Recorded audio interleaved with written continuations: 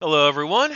Thank you for joining me for another interesting discussion. I'm here with Klaw, and today we're going to be talking about Ukraine, video games, my last debate, and just friendly general conversation. How you doing, Klaw?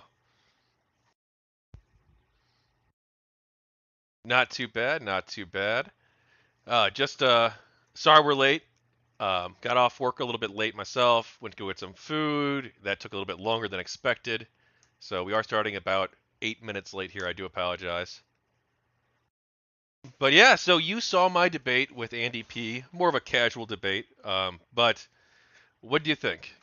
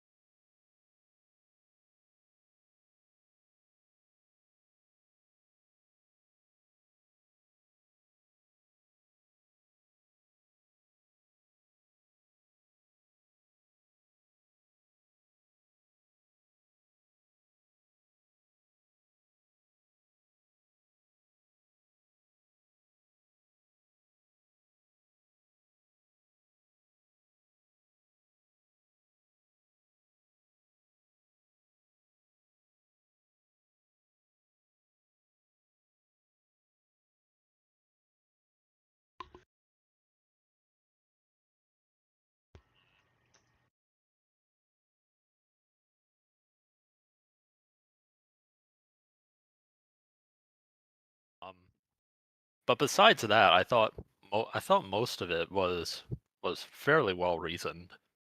Gotcha. And your audio wasn't coming through a second there. Could you please repeat that? I fixed it, I think. Oh, okay. What part did I get cut off on? All of it. Oh, okay. I said I watched it in two parts. The first part was when I was finishing up work at the office, and I just had it playing in the background. Then right before I Ah, left, what part? You said his name was Andy P. yeah. Yeah, he's Okay. a new streamer. He's been a new streamer on YouTube. Okay. Yeah, so I got right up to the point where Andy P said Putin and Zelensky were war criminals, and I thought to myself, "Ooh, that'll be interesting to listen to." But then I got home, put the stream back on, and listened to the rest of it, and and overall, I thought his points were actually fairly well reasoned. I didn't have I didn't have great disagreements with that much of it. The only part that I did find a little contentious was the idea that Zelensky was a war criminal and that we were spending too much or that we weren't getting any benefit out of helping Ukraine. Yeah, and he's sort of changed his views on this a bit since we had that debate. And I don't know if he's changed his view.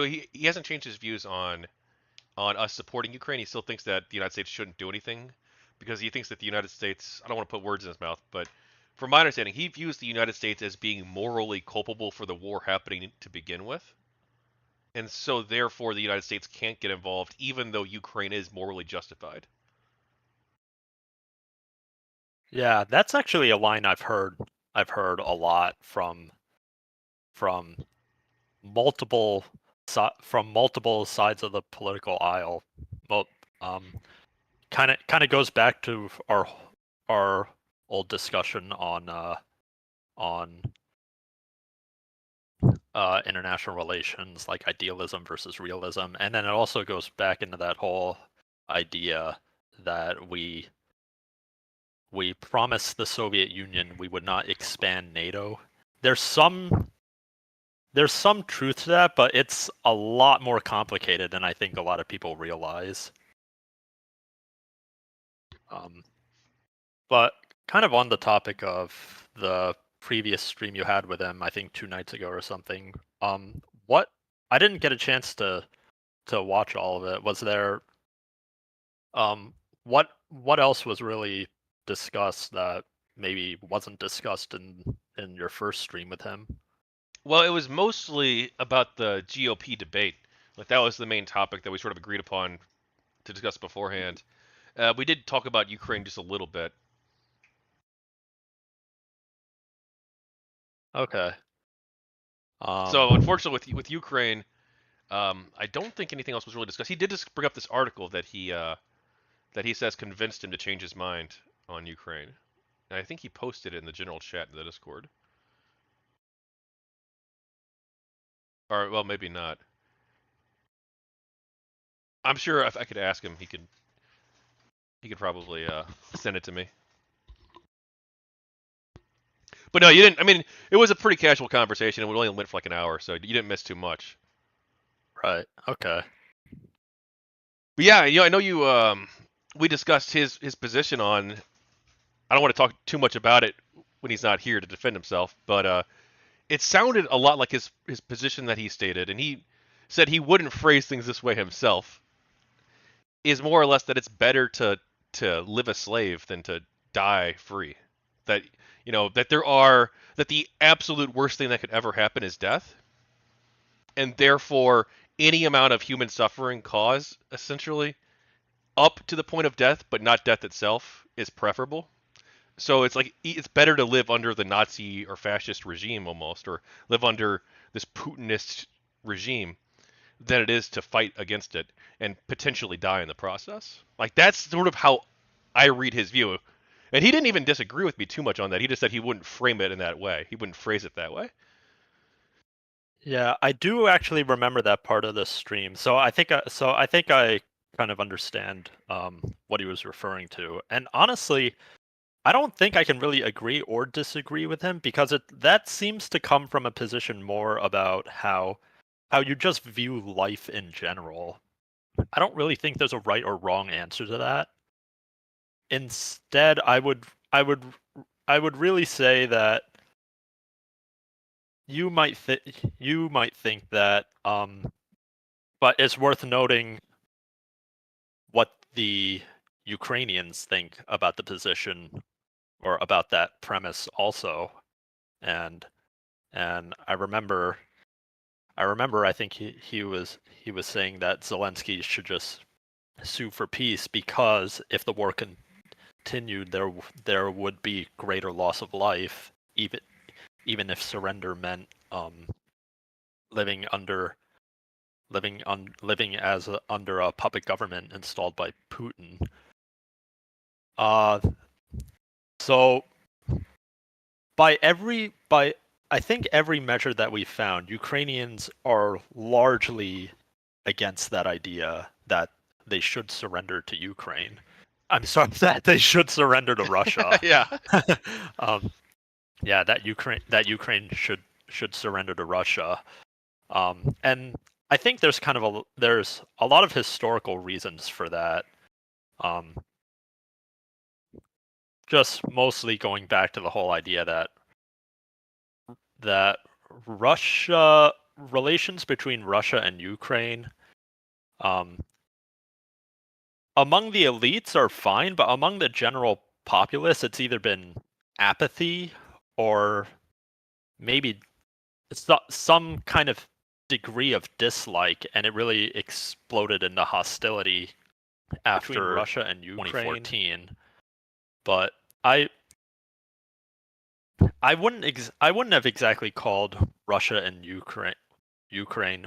Knowing what I know now, I don't think I can really describe Russia and Ukraine's historical relations as as really close or friendly because Russia has had a long history of basically trying to turn Eastern Europe into its sphere of influence, right? Yeah, for sure. Yeah. And in a lot of cases, they did that with the whole process of Russification that um, oh, you should speak Russian, you should adopt Orthodox Christianity. If you don't, we're gonna throw you in jail. In and in places like Poland, the Baltic states, and then Czechia and Slovakia, they're I'm not sure about the Baltics, but the other countries I mentioned, they're largely Catholic, and while they do speak a Slavic language, it's in a whole different subfamily of the Slavic languages. So it's easy to see why they would push back on that heavily. And then for the Baltic states, I don't know what religion is the majority there, but the Baltic languages are just in a completely different language family than than the Slavic languages. So they very clearly would not want to go for it. And you kind of see that now. Even the biggest supporters of Ukraine are actually the Baltic states. Lithuania, Latvia, and Estonia are literally, despite being right on the border with Russia, they're literally emptying their armories of everything but the bare necessities to and sending it to Maybe Ukraine. not despite, but because of. I mean, they know that Russia literally annexed them for 70 years. They don't want to go through that again. So they want Ukraine to win this war. Like we all want Ukraine to win this war. Even Andy does apparently now. He changed his mind. He wants Ukraine to win. We just shouldn't help them. Which I think that view. And again, if he wants to jump in and defend himself now, of course he's more than welcome to. Um, or if he wants to talk about it a different time, I'm sure we could have that conversation again. But this idea that okay, Ukraine is Ukraine's in the right. That Ukraine is fighting a just war, right? He's even agreed with Um, that now. But he doesn't think anyone should help them, or at least that the United States shouldn't help them. But not because of like, LOL, who cares? Let them all die because America first, right, or whatever, right? Not even that. Like his view is that because America is in his eyes partially responsible for the war, that's the reason we shouldn't help them. Which I mean, I don't think I wouldn't agree with the framing that we are responsible for the war, right? I mean, Russia invaded Ukraine. They could have chosen not to. The whole world would have been better off, including Russia, if they didn't do it. We didn't want them to do it. I yeah, don't think we even really provoked them in any real sense. that's kind of that's it's a it's a very, I wouldn't say difficult, but it's a very long topic that that really requires some understanding of what happened in the immediate post Cold War era. Um, but real quick, just to finish up my last point, how I was saying that Russia is not viewed favorably in Eastern Europe, even within Ukraine. Like do you know about the Holodomor? I cannot pronounce it. I'm sorry. Yes, yeah. Um, The yeah, man-made famine.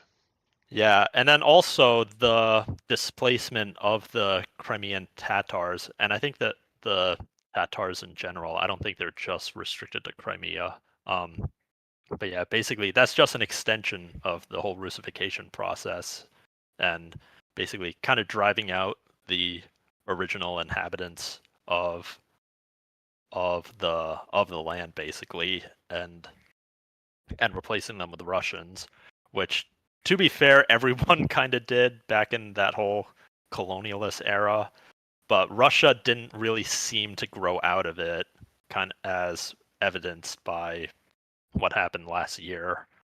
um, but does that make sense about why Ukraine, I would argue, historically has not really seen Russia as a really trustworthy uh, country? I mean, obviously, but I don't think you have to go like back hundreds of years into history to like find the answers to these questions. I think that Yeah, historical I'm just context can play a role and can be important, but like the fact yeah, is, like if aliens came and invaded Ukraine, I think that the Ukrainians would probably defend themselves.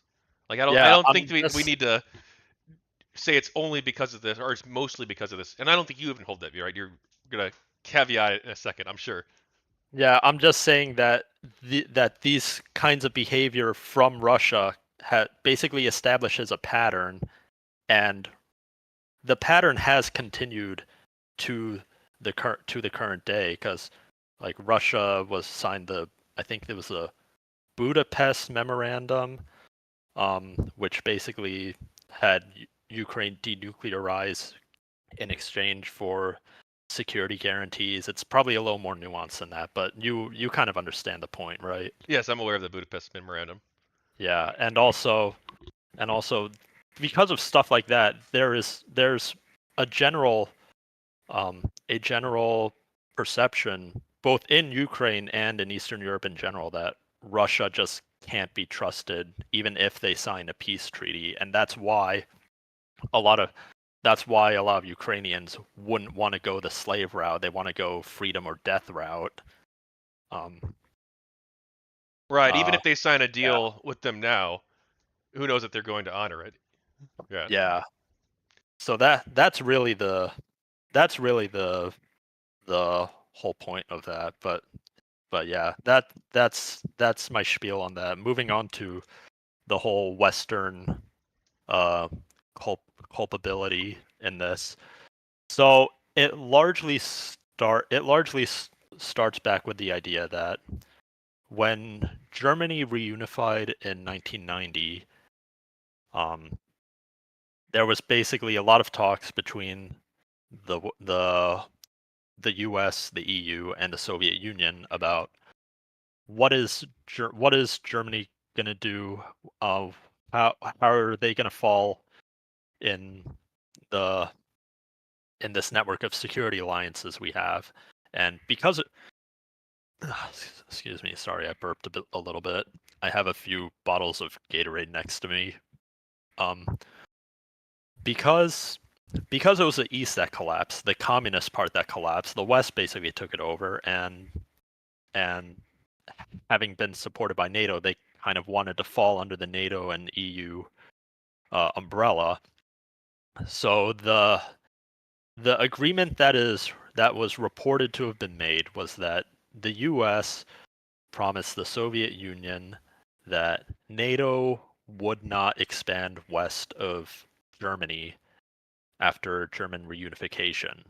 Now, the reason that's a a little hard to take completely seriously is that this was a completely verbal agreement that wasn't even really endorsed by the ruling members of each government.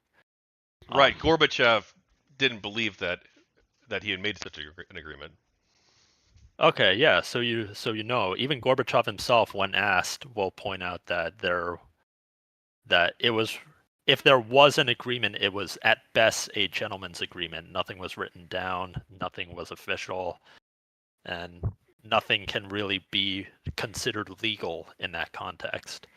And it's also worth noting that that those agreements were made when the Soviet Union and the Warsaw Pact still existed. So after the whole collapse of that network, everything basically changed. And if you already didn't have a written agreement the for for the state that you supposedly negotiated with, can you really expect this gentleman's agreement to carry over to the successor state?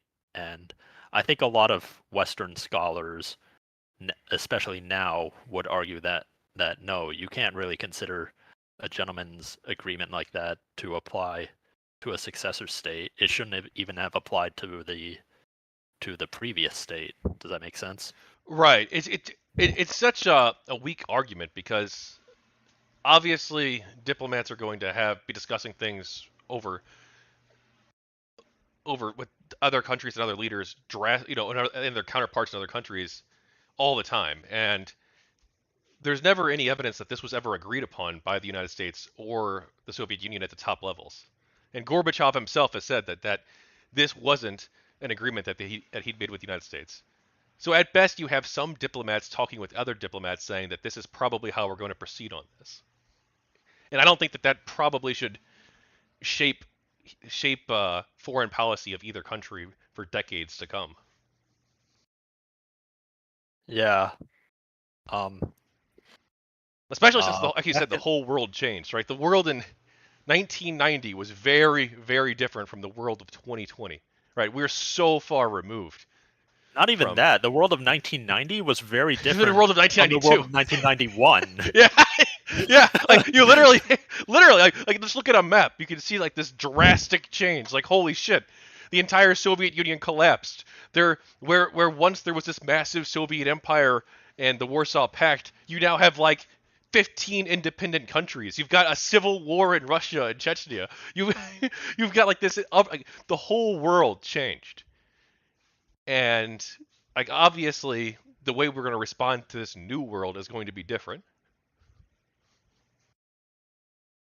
Yeah, and back then, um, after the after the collapse of the Soviet Union, as Russia was starting to build itself back up, I don't think this definitely wasn't considered seriously at the time. It might have been considered more seriously if things had turned out better, but there were some talks about Russia potentially joining NATO and the EU, because there was genuine hope that Russia would reform, would become a valued member of the international community, and would kind of adopt Western standards. That might have been a little unrealistic, but there was a genuine sentiment that things had changed, that the Russians were our friends now, and especially in the aftermath of 9/11, I think when either Bush the second or I think Condoleezza Rice, one of them was on the phone, and Putin had said, "Whatever you need, we're here for you." And when the when the conversation ended, they basically thought to themselves, "Wow, the Cold War really is over." Um, but but because Russia was still kind of reconstructing a bit, there wasn't a really serious attempt to bringing them into NATO or the EU, but the prospect was definitely there. Yeah. So so even if NATO even though NATO did expand, um, I don't think it can be somewhat argued, but I don't think it can be fully argued that it was done to undermine Russia. There seems to be some there seems to have been at least some kind of wish that the eastern expansion would would bring Russia into their camp. And this might have even continued all the way until 2010, because during the victory parade that year, for the first time ever, soldiers from all over the Allied states, US, UK, France, even Poland and Ukraine, were invited to march in the Red Square. It was a really different time back then. But then everything changed after 2014 when Crimea was annexed. Yeah. Well, honestly, Claw, it would be really interesting to have a discussion with you sometime because you probably know way more about this than me about why. Just maybe an interview, even like I could even, if you wanted, to talk about why Russia became the autocracy that it has. Because, like, I've been trying to learn more about Russian history, especially like relatively recent Russian history, post Cold War, and there was this like period of like massive optimism and also massive pessimism during the 90s and early 2000s that like we're going to look at a different Russia. We're seeing a different Russia. We're seeing the development of democracy and this potential for like an east-west rapprochement. And then we obviously went a different direction with it. And you can't really pinpoint like the exact moment that Russia became the dictatorship that it has. It was like this slide into the abyss, like a There's no single moment where Putin consolidated power. You know? Yeah, it's really just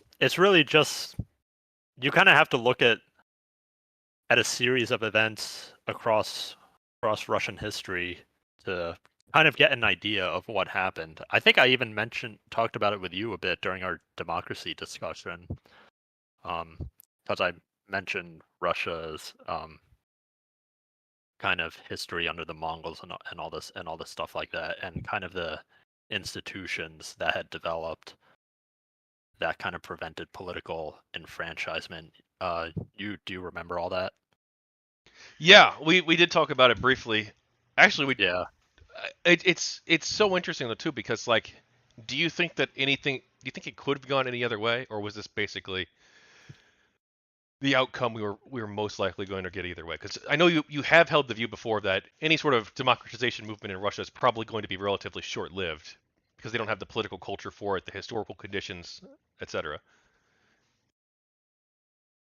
If there could have been a different time, it would, or if there could have been a different outcome, the branching point for that probably would have had to have been pretty far. Well, not that far back, but there have been reformers in Russia. Like I think Alexander II, um, he wanted to create a parliament. He wanted to create the Duma like 25 years before Nicholas II did. But he was assassinated before he could. But if like maybe he had done it, maybe um, Russian Russian civil society would be in a healthier state than it is now.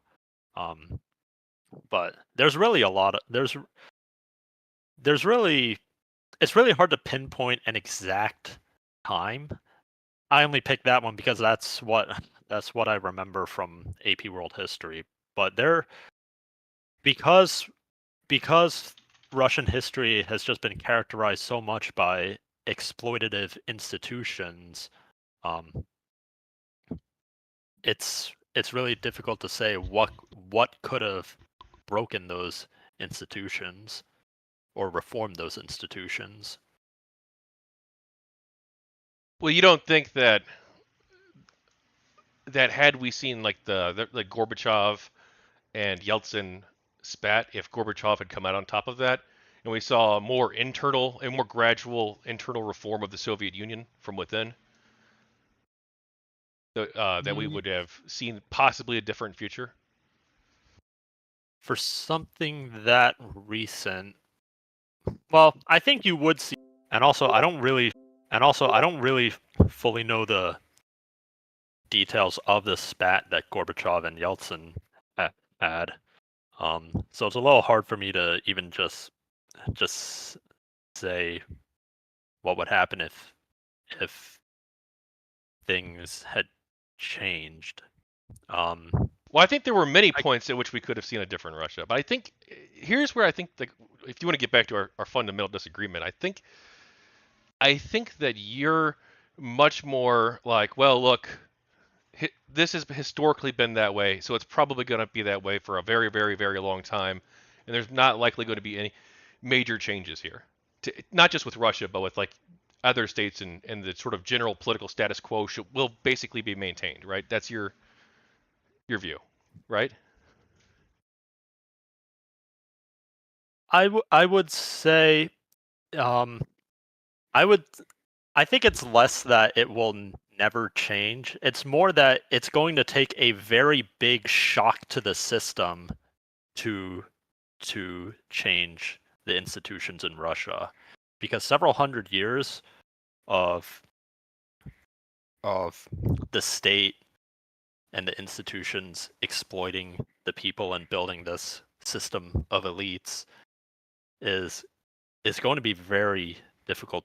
It's going to be very difficult to break that. You need a really big shock to the system from outside, or maybe not from out, or from outside the cabal of elites. You need like a really big uprising, or a really big, I don't know, attack from an external power or something like that. the main point is that the institutions and this political culture of apathy has just become so entrenched that it's going to take a lot of time and a very big shift in the way of thinking in society in order for Russia to really truly be able to reform itself. Yeah, maybe. It's just that I see. Maybe it's because I see Black Swan events happening more often. Like, if you look at throughout history, like no one would have thought that the Shah's regime was going to be toppled by an Islamic theocracy, right? Or that's maybe not an exactly fair characterization of the protests at the time, but of this combination of students and Islamic theocrats. Right? Nobody saw that coming. Nobody saw the Soviet Union collapsing. Nobody saw any number of world-shattering events.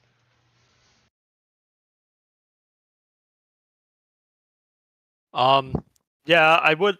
I'm not as well versed on the Iranian Revolution, unfortunately, but yeah, there are a lot of major events we genuinely don't see coming. Like even back in 1990, no one expected the Soviets would just collapse the next year, but they did, and that changed the world. Um, I think my point is really more. It it's less whether or not we see them coming. It's more that f- for the change to happen, it just has to be a very big change. Like I'm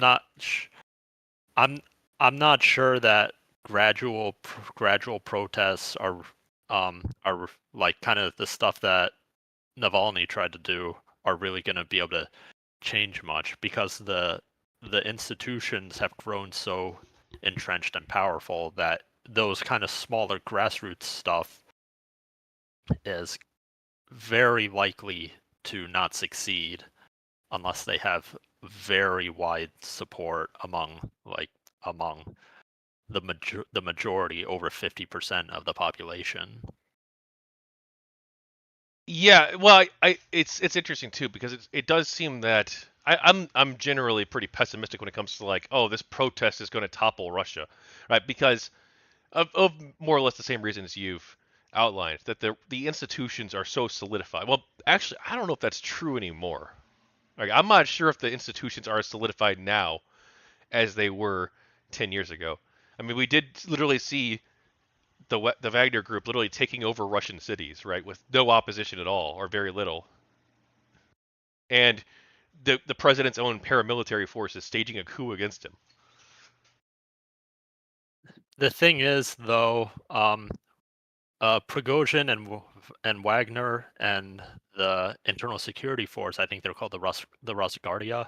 Um, they're part of the system of elites. They're not from Oh yeah, sure. outside the I'm not elites. saying that their government would be better than Putin's. Yeah, if one of them took power, it would basically be just a continuation of the system. It's just a new guy's in charge, but there's still going to be infighting among all the different factions. The the people are still going to be exploited, and the people are still going to be filled with apathy, thinking, "Oh, it's more the same. Why bother changing it?"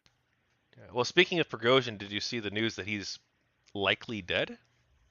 That yeah, that is real interesting. Literally 2 months to the day of of his attempted coup, if the Reddit comments are to be believed. I didn't keep track of the exact dates. Yeah, that's something that we all saw coming. I'm sure. There's no riding off into the sunset to live happily ever after you try to coup the dictator. Yeah, what I find interesting too is that it's not just Prigozhin. The one of the co-founders of Wagner, Dmitry Utkin, he was also reportedly killed too. So this basically cuts off the the head of the whole leading structure of Wagner, I think. So what happens to the mercenaries after this is going to be kind of interesting. Yeah, well, they're trying to absorb them into the Russian military, right? And they've offered amnesty to many of them. Maybe supposedly. I haven't read really enough about it to really be able to say what's going on. And even if I did read enough to say what's going on, like I'm just an engineer. I'm not an analyst. Right. Well, there's obviously a lot that's happened. I mean, shit. We also have the Niger coup. Do you have any thoughts on that, or have you researched that at all? Uh, not really. I don't really care what happens in Africa. That whole continent is so unstable that it just seems like one fight after another after another. Um, That's so disheartening, yeah. Klaw. I feel like we had like Niger was like a shining beacon of light in the region. Was it really? Oh yeah, a democratic society that, I mean, a fledgling one to be sure, and that was relatively pro-Western aligned, and yeah, and Uh, now there's a huge situation where the ECOWAS, the regional economic and military bloc there, is yeah, actually considering invading Niger to topple the coup, the junta, and the junta is claiming that they're going to start executing the president and who knows who else, right? So we could we could see a very weird situation develop there. yeah. Um, yeah, I think the general sentiment seems to be that if Africa really wants to show their might and do something about it, then we should maybe we should maybe provide logistics, arm them or something. You But think that? beyond the huh? Oh, I was. This is more just what the general sentiment seem to be. It seems like most people think that if West Africa is gonna flex their might and try and restore order in in the country, then then yeah, they should go for it. Maybe we should provide logistics or arms or something, but beyond that, don't mess around with troops or anything or aircraft, because that whole area has been kind of screwed up enough. If not by us, then maybe by the UK or France back in the colonial era. Yeah. Well, yeah, I would not want any boots on the ground at all in Niger. Um, but politically, Probably diplomatically, not beyond what it takes to maybe support our military base there, because I think we have a we military have base there. 3 military bases there, I believe, actually. So Dang. obviously, they're if they're going to start like attacking our military bases, then the junta At might. that The at junta that is po- basically declaring war at that point, yeah, at that point all bets are off. If they're right? gonna shoot But our country, then yeah. assuming, and so far I don't believe that they've made moves in that direction. I'm not seeing that they've made moves in that direction. But so I mean, politically, I think the United States should probably, if the negotiations fall apart with the junta, then politically, I think that we should give ECOWAS the green light. Um, I mean, yeah, probably. At the same time, though, they already seem to be, or their interests already seem to be aligned with ours. Why do they need a green light from us? Why don't they They just go don't, in? but we won't condemn them and we won't oppose them in their action rather. Okay. Now, and Yeah. maybe we could even discuss possibly non-materiel support, like intelligence sharing, giving them certain intelligence on certain key targets of where junta leaders are located, etc., where junta forces are. But Yeah. again, I don't. This is like the first like major. I'm not sure that's true. This is. It doesn't seem like ECOWAS has a great deal of experience with peacekeeping operations, so I'm not sure they're going to do a good job. And it's really, really, really important that you get all the little details right, as the United States has learned very, very much. So, but at the same time, it is a bit of a different situation because the civilian government is still there and still like de facto still in place. They're just hostages or something, Yeah, they're right? just hostages. Now, of course, if they get executed, like they kill like 30% of the parliament and the president or something. Like I don't know, like what that's gonna do. But Yeah, it's difficult to say, especially because I'm not really that familiar with that part of the area. yeah, I know a bit about Nigeria. I don't know about much about Niger though. yeah. Well, hey,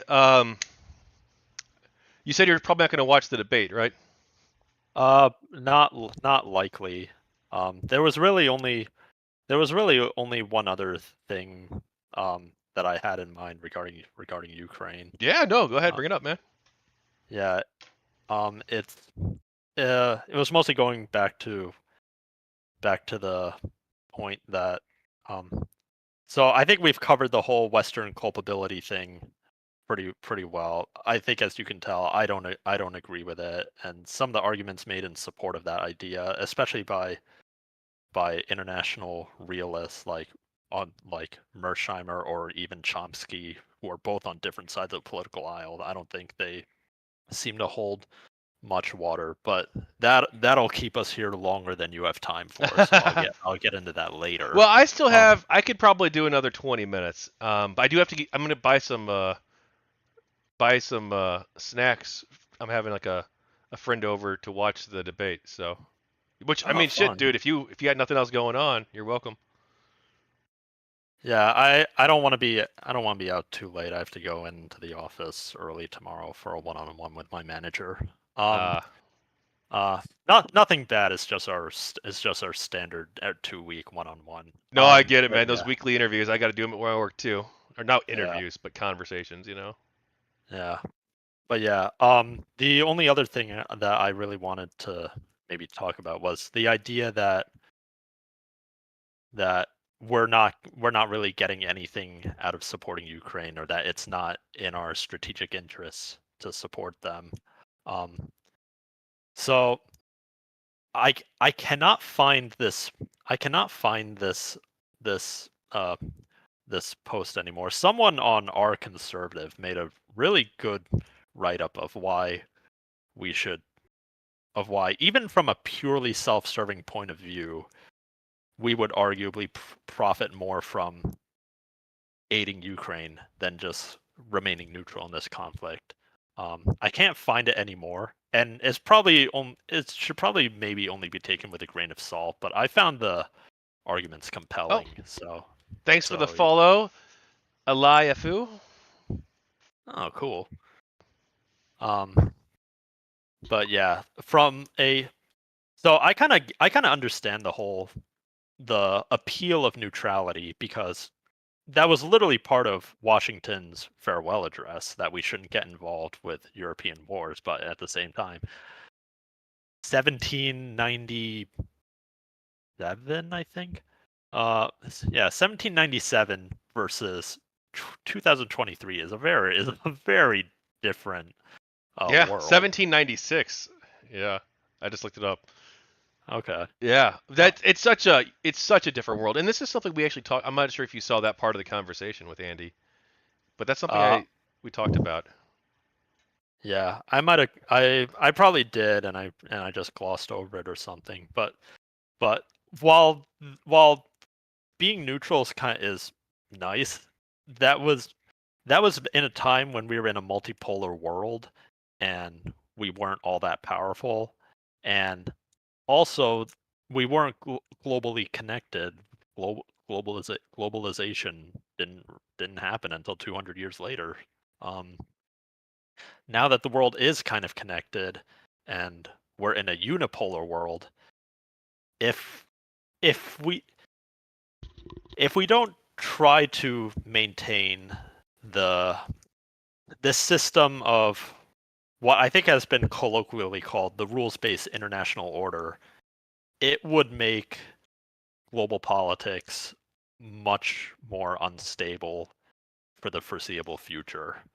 And and and I'll get into the whole rules-based international order thing in a minute, in a bit. But going back to the whole idea that even from a purely self-serving point of view, it's in our interest to help Ukraine. I think the arguments um, were that we're spending literal pennies if you were to compare the cost of a full-blown war or military action. We're spending literal pennies and no American lives to destabilize our greatest geopolitical foe.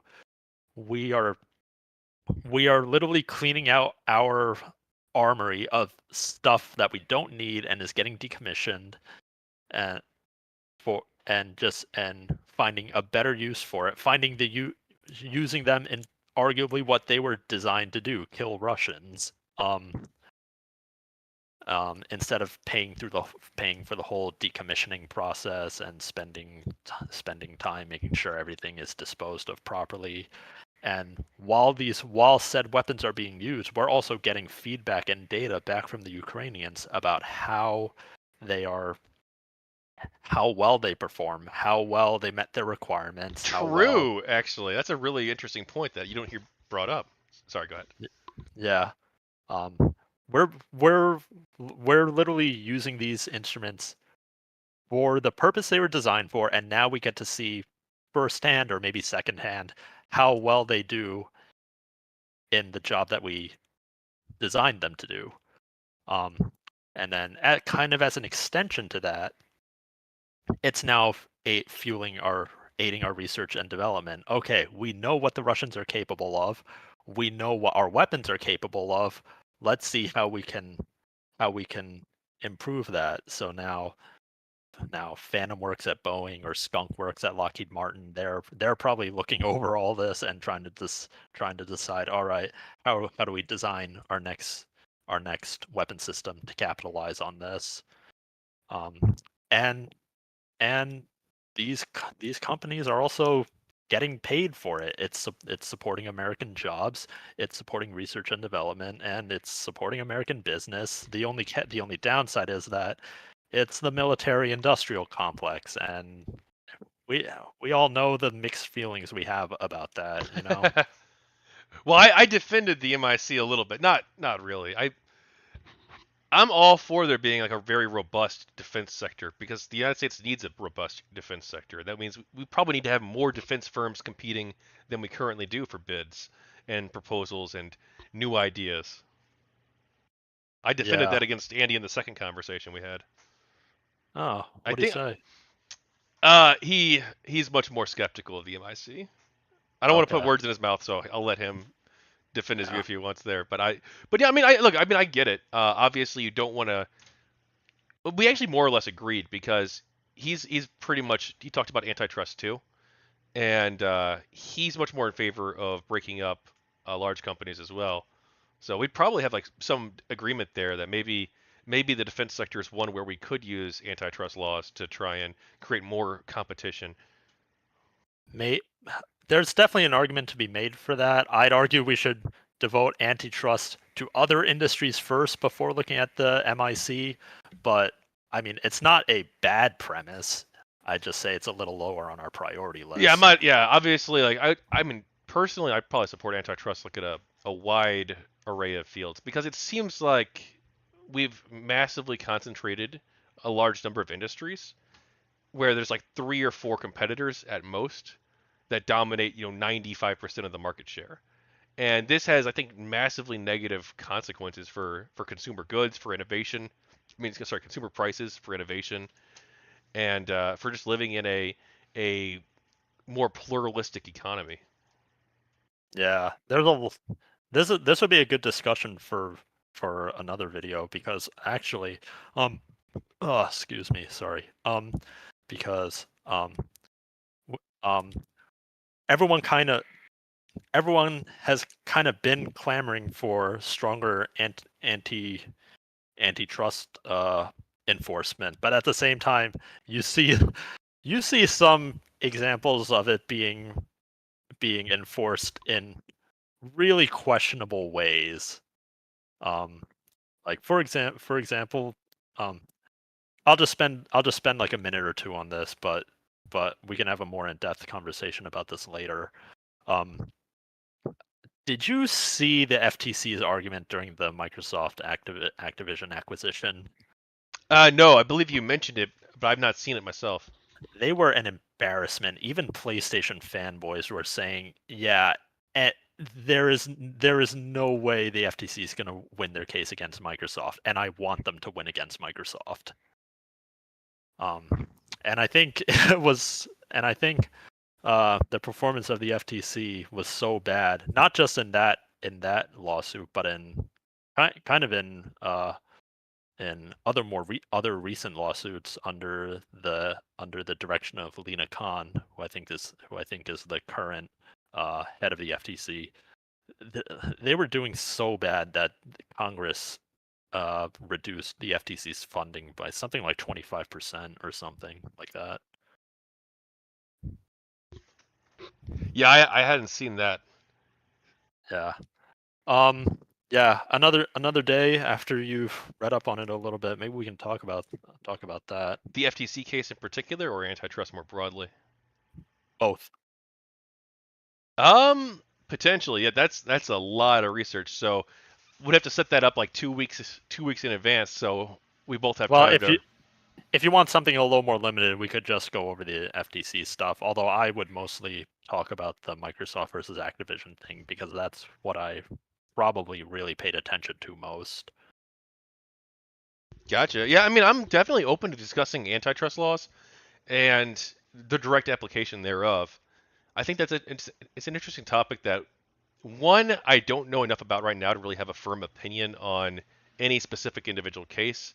I've really need to do more research on this field and learn more about how antitrust laws have worked historically, the impacts that they've had on prices, on wages, on innovation, and how we measure innovation. How is that something that we measure? Like, there's so many different components to it, and unfortunately, that's what so much of policy is, right? That's what so much of, or maybe fortunately, that's so much of what a policy is. It's this game of trying to understand how X, Y, or Z thing will impact so many different other things. One of my friends actually had a interesting point the other day. He brought up this morning. Actually, he texted me, and it was that people have such strong opinions and such firm opinions on things, even though they don't know almost anything about it.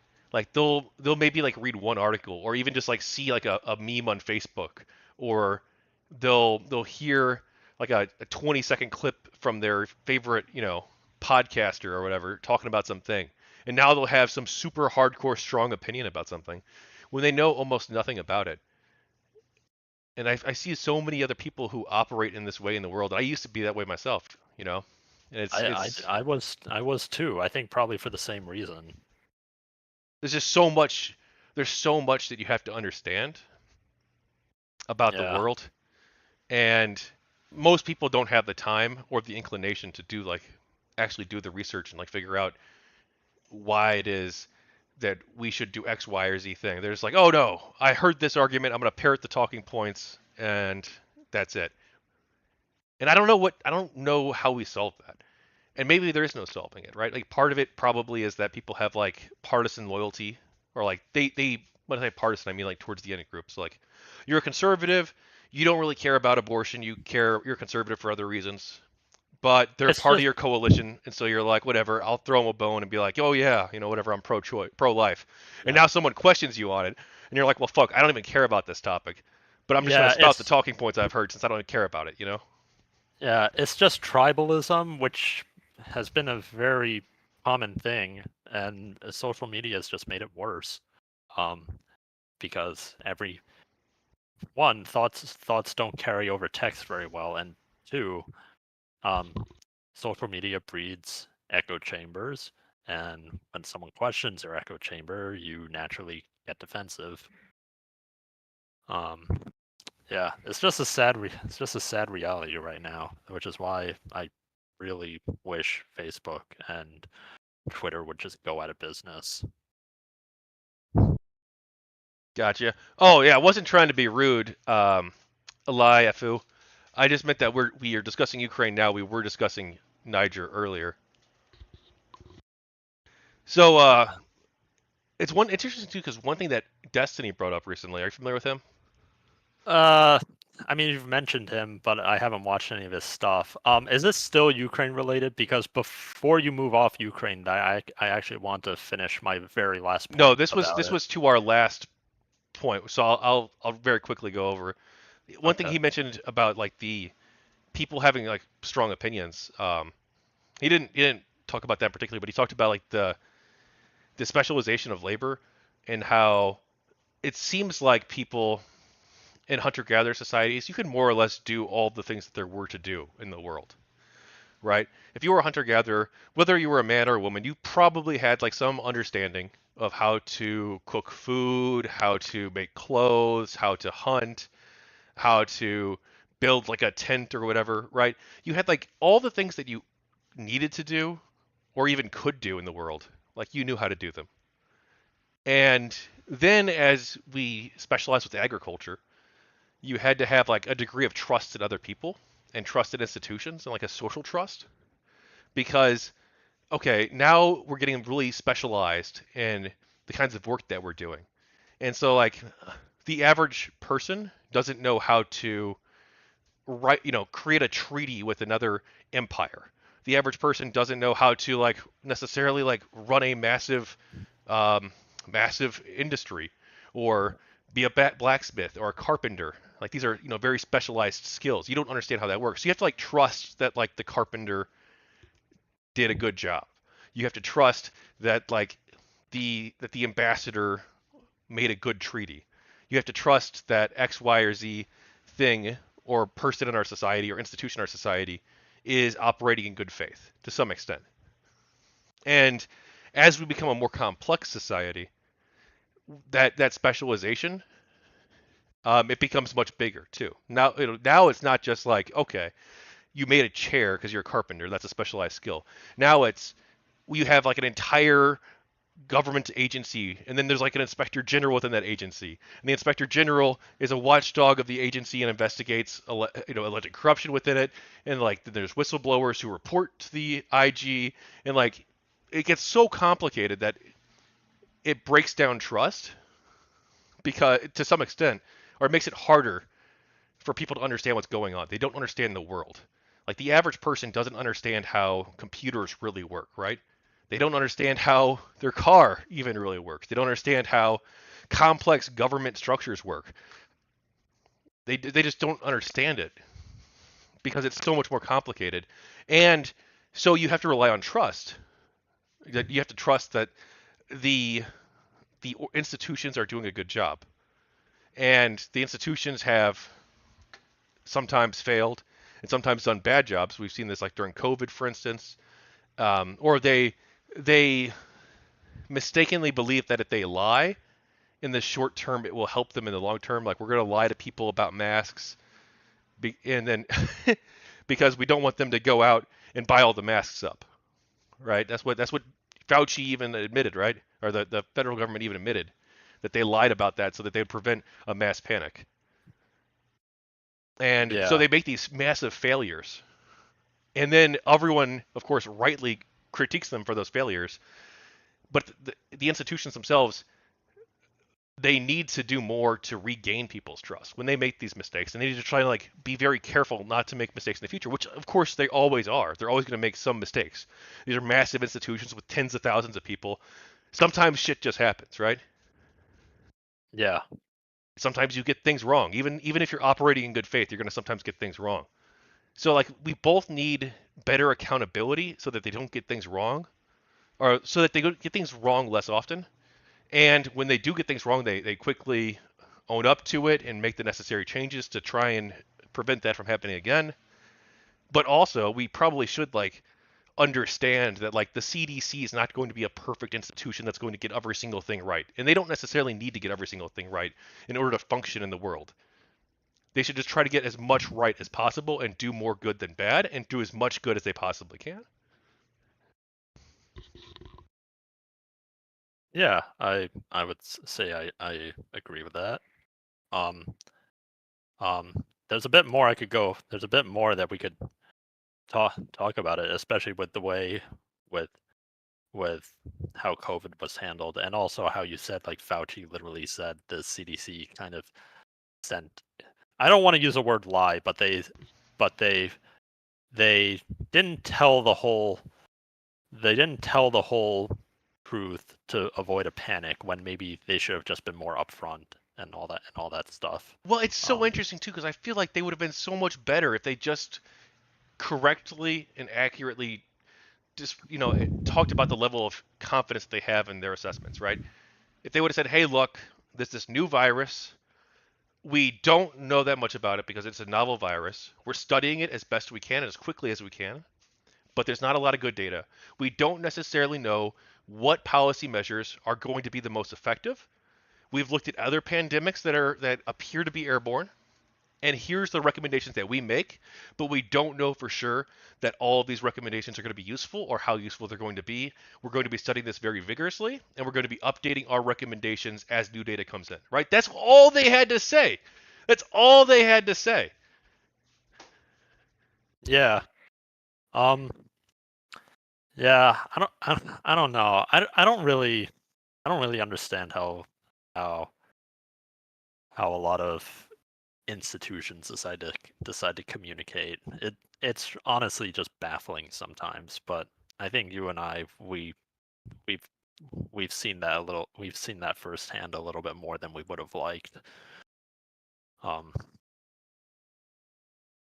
but yeah, it'd be it'd be interesting to kind of talk about on a future stream. Um, Hey, Leroy. yeah, Yeah. Well, hey, you got any light items before we wrap things up? You said you wanted to mention something about Ukraine, right? yeah. It was really just the last point about how I said before that how we were talking about how from why defending Ukraine makes sense from a purely self-serving point of view. If we want to get away from that a little bit and just talk about how it kind of makes sense in the more conventional view that it's advancing our interests. Like besides getting a new besides getting a new member for NATO, just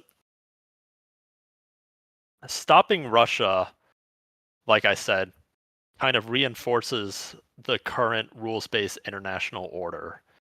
And I think Andy P had said at one point, or actually, this wasn't really what Andy P said. This was kind of you had kind of framed our whole justification for going into Ukraine or for helping Ukraine um, as defending democracy and stuff like that. I think a better way to frame it would have been that we are stopping what is potentially a new war of conquest if you because even though I think as Andy P said there are tons of democracies or nominal democracies like in war in involved in wars all the time, not many of them, if any of them, are really fueled on conquest. Russia is really the most notable instance of wanting to start a war for annexation, for conquest, to Well, upend the rules-based international order, which is basically that um, our borders are our borders. Whatever happens within them, that's on you, but you cannot violate these borders. And that whole idea was already kind of on shaky ground because of what we did in Iraq. And even then, there are some caveats about that. all right, you But can't commit genocide probably, yeah, unless you're but China. so But yeah, so e- even then, despite despite the rules-based international order being kind of on shaky grounds, it is in everyone's interest in for anyone who wants global stability to reaffirm that order because if it is broken, immediately you are going to see everyone in the world um, start to militarize. Everyone is going to be running high on tensions. There's more likely that that some small spark is going to blow up into a war. And for some nations, like for some of our allies, like Korea and Japan, um, and I'm citing Perun here, and like I said, I've donated to his Patreon, so make what you will of that. But he actually made some videos about the Korean and the Japanese defense doctrine, and in their white papers, I think more Japan than Korea, but both of them emphasize the need to, if I'm remembering the terminology right, deter unilateral changes to the status quo via coercion, because much of their security lies on the stability of borders. Much of their imports, much of their economy, much of their national Well, the whole security world. relies on. Yeah. Yeah, but especially Russia, especially Japan and Korea, because of how much they have to import to keep their economies sustained. So basically, sustaining the rules-based international Well, order it's. and the whole idea of free trade and all that I'm stuff. pretty sure I That's did why. say pretty much all of that. Maybe Oh, not the okay. Japan and South Korea point, but I mean, in the conversation, I very much did defend the rules-based international order, and that we wanted to create a precedent that you can't just invade your neighbors, because the world where countries can get away with starting these massive wars of aggression against their neighbors to steal their territory is not a world that anyone wants to live in. Yeah, and that's also part of the reason why, despite us like expanding NATO to the east, most of the most of Eastern Europe actually supports it. They want to be in NATO because they know Right, I in told them NATO. that. That was in the Yeah. second conversation, though. I think I'm not sure you saw that one. So, Okay. I, I'm like, Yeah. it's not like we're forcing them at gunpoint to join NATO or the EU, right? They're willingly doing so. Yeah. Okay. So it sounds like we are in agreement. I probably just fixated a little too much Yeah, on I like think I the did way you mention. started it out. I also mentioned it as a deterrent against China. Yeah, because they wanna uh destroy Taiwan's borders basically. Well, yeah, that's one way of putting it. Yeah. Well, hey, man, we got to wrap this up in a couple minutes. Because I gotta move my TV into my other TV into my living room, and then go get snacks and stuff from the store because I got people coming over for the debate. And then tonight, if anyone's interested, who's watching, um, tonight at 11 p.m. Central, possibly 10:30. There's some talk of doing it a little earlier. I'm hosting a panel with a bunch of other people, with well, a few other people, with Stardust, with Food Shops, with Lauren DeLaguna, and with Roy Kalbeck. Three of them are streamers you probably might know. Um, Roy Kalbeck's not a streamer, but he did run for governor of Montana, I think, once. As a Oh, Libertarian nice. Party. Yeah, I think it was. Don't quote me on that. It might not have been in Montana, but he ran for governor of some state as a Libertarian Party candidate. So it should be an interesting discussion panel on the debate. We're going to cover our thoughts on it and the direction of the Republican Party. So it should be an interesting discussion. We've got a conservative. We've got more of an independent. I don't want to characterize Roy because I don't know how he identifies today. And we've got two other more liberal slash progressive-ish people. So it should be interesting. Diverse political panel. Oh, and you said you want to talk about gaming too. We can say that for another time. It was mostly about Baldur's Gate, some journalists and devs going on about how it shouldn't be a standard, but then a bunch of gamers pushing back and saying no, it should be a standard if you're in a AAA industry. Basically, just stuff like that. What was it? Such a good game, or was it that All right, people wanted to be a standard?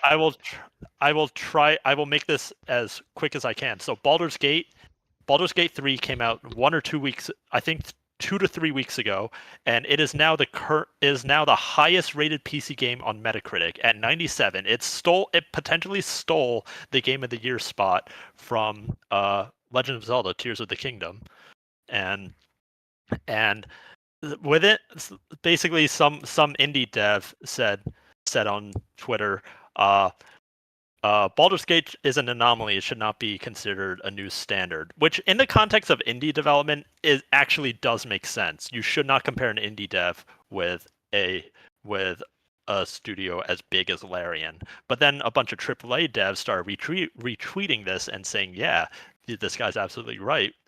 Baldur's Gate should not be standard. But then everyone else started thinking, you work in AAA gaming. You have just as many resources, if not more, than Larian. So why are you suddenly saying you don't have the resources to pull off something as high quality as Larian with Baldur's Gate? We don't want you to make another Baldur's Gate. We just want you to make something good. Yeah. Dude, I've not played Baldur's Gate 3. I've not played any of the Baldur's Gate games. I need to. I'm really getting Yeah. into retro gaming lately. I just got Ace Combat in the mail today. The Oh, first Ace nice. Combat. Air You Combat might for like PlayStation 1, dude. Nice. You might like Baldur's Gate 1 and 2 then. They came out like in the first one came out in 98 or 99. The second one was probably like 5 years after that or something. So yeah, there you can get them on sale on GOG really easily. All right. Well, hey, man, thanks for coming on, dude. It was really fun. Um, No any problem. other Thank you for topics you having want to me. bring up, or You sounds like you have to go, man. I do. I don't want to stay in your hair. All right. No, no, dude, I enjoyed talking with you. I'm glad we were able to do this, and we can definitely set something up for a different time. I know. Well, we can talk off air about that stuff, but um, yeah, thanks for coming on. I guess we'll go ahead and wrap things up. Yeah, thanks for having me. Yeah, of course. All right, I gotta do the raid. Cool. Well, hey, thanks, Klaw. I'm gonna go ahead and stop recording, but we're still on Twitch and Kick, so don't give me your phone number or anything. Yeah. I've already Yeah. got it, but Let me just IM me your Twitch link or something and I'll follow you. oh, you do you watch on Twitch usually, or do you watch on like Kick or YouTube or? I usually just have Discord open and I pay attention to the chat on YouTube. I didn't know you had a Twitch or a Kick. Yeah, I can go ahead. It's in the description actually, the video description. But yeah, we're gonna Oh, raid DJ Yams on Twitch, Final Fantasy 14 streamer, and then we'll raid Stardust on YouTube. I don't think I can raid anybody on Kick. No, okay.